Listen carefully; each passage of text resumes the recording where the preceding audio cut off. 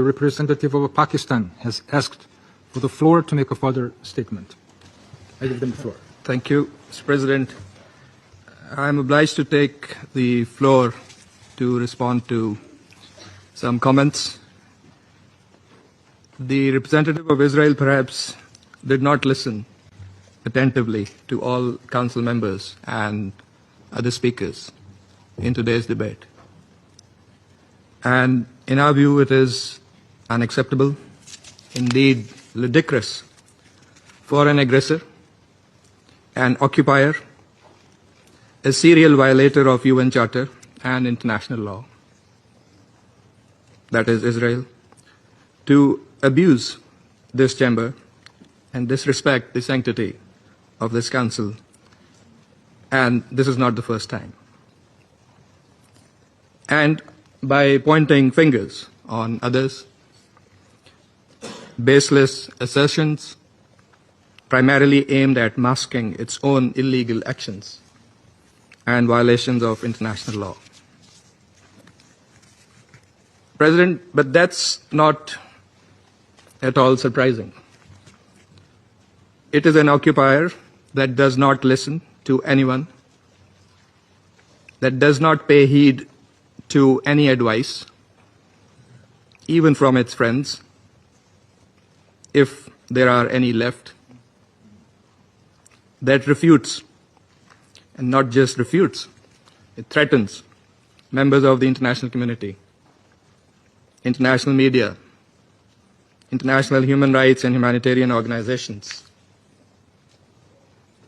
doesn't listen to the ICJ or the ICC, and threatens the UN and its senior officials. And it does that with impunity, shielded by its apologists who time and again acquiesce in its illegal actions and defiance of the international community. And like all occupiers, despite being the aggressor, it feigns and plays the victim. But today it is totally exposed. President, this Council has spent decades discussing the situation in the Middle East and the Palestinian question. Meeting after meeting, we devote hours to this agenda. It is not because of anyone else. It is because of Israel that refuses to vacate its illegal occupation, and that blatantly violates the resolutions of this Council. It's because of that we have these discussions. Israel also chose to refer to an unrelated incident and make misleading remarks regarding Pakistan in an effort to justify its own illegal actions and violations of international law. Pakistan's position on that incident has been clearly stated and is publicly available.